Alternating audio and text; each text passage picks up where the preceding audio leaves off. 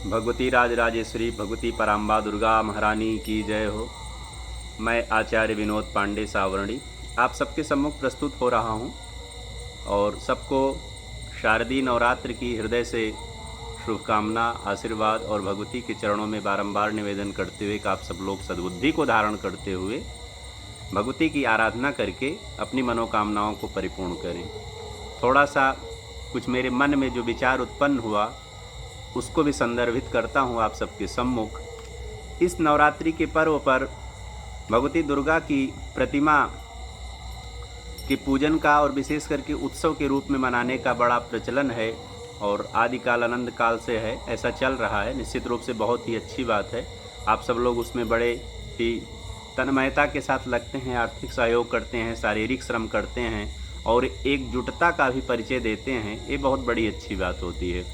अब बात ये होती है कि भगवती दुर्गा जी की जो हम लोग आराधना कर रहे हैं, ये प्रकृति स्वरूपा भगवती पराम्बा दुर्गा महारानी है, अर्थात ये प्रकृति ही शक्ति से ओतप्रोत है और उन्हीं के संतुलन के लिए भगवती दुर्गा का जो मूल स्वरूप है उसकी हम लोग आराधन, पूजन, अर्चन, वंदन करते हैं। थोड़ा सा मैंने मन में जो एक विक्षोभ या एक कुतूहल बस, हर जगह मैं जाता हूँ तो मुझे जो देखने को मिलता है, पांडाल इत्यादि लगे हैं, बड़े बड़ी व्यवस्थाएं होती हैं, भक्तों का सहयोग भी रहता है।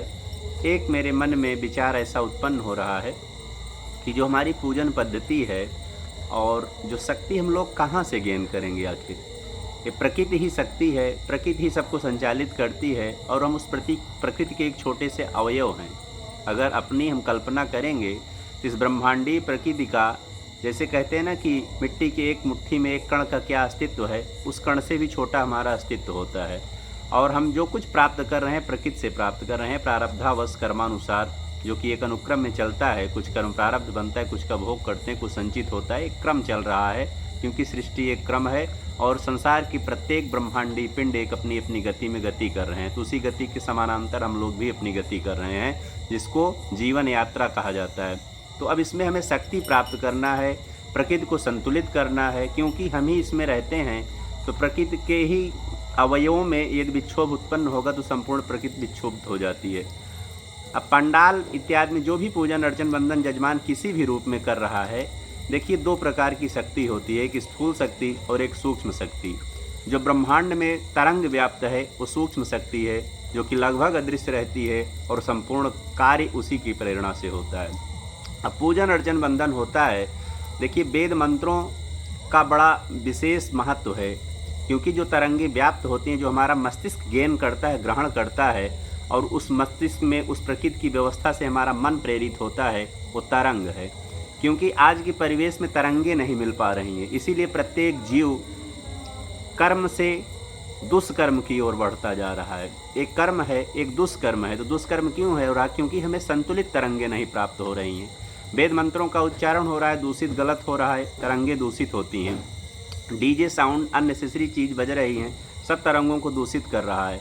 इसको हमें धर्म मान लेना ये कदापि हमारी भूल हो सकती है। हम ये धर्म करते हैं और किसी विशेष चीज़ को अवलंब बना करके, जैसे दुर्गा महारानी को अवलंब बना करके हम लोग आराधना कर रहे हैं, तो निश्चित रूप से ये भी हमें ध्यान रखना चाहिए कि हम अपने मूल की तरफ बढ़ रहे हैं या मूल से दूर होते जा रहे हैं।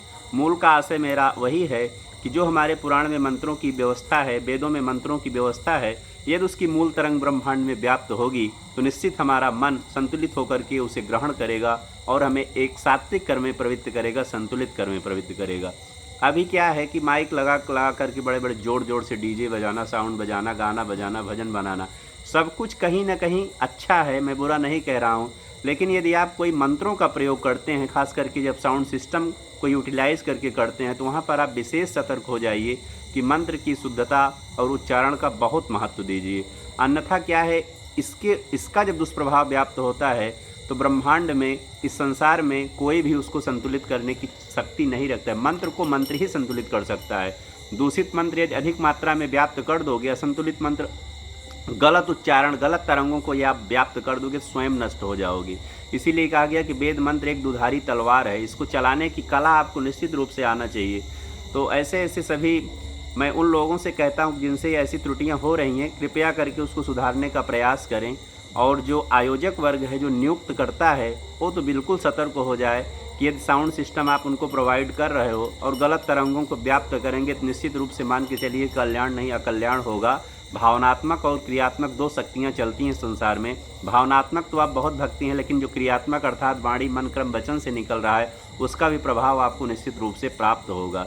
तो वेद मंत्रों और पुराण आदि के उच्चारण में निश्चित रूप से आप सतर्कता बरतें। और पांडाल जहाँ पर लगा हुआ है कृपया करके साउंड डीजे भजन जो भी बचाएं। जो आचार्य पंडित जी को आपने नियुक्त किया है कृपया विधि विधान से उनसे पूजन संपन्न करवाएं और उनसे निश्चित रूप से कहें, उनको सम्यक समुचित दक्षिणा और सम्मान प्रदान करते उनसे कम से कम कहिए मार्कंडेय पुराणांतर्गत जो भगवती दुर्गा सप्तशती जी का पाठ है, दुर्गा जी के ही मंत्र स्वरूप उनका मूर्ति स्वरूप है, उसका समुचित एक पाठ निश्चित रूप से आप करें और उसका श्रवण करें। आपके ऊपर भगवती की बड़ी असीम कृपा अनुकंपा निश्चित रूप से प्राप्त होगा। जय जय श्री भगवती जगदम्बा दुर्गा मातु की जय हो।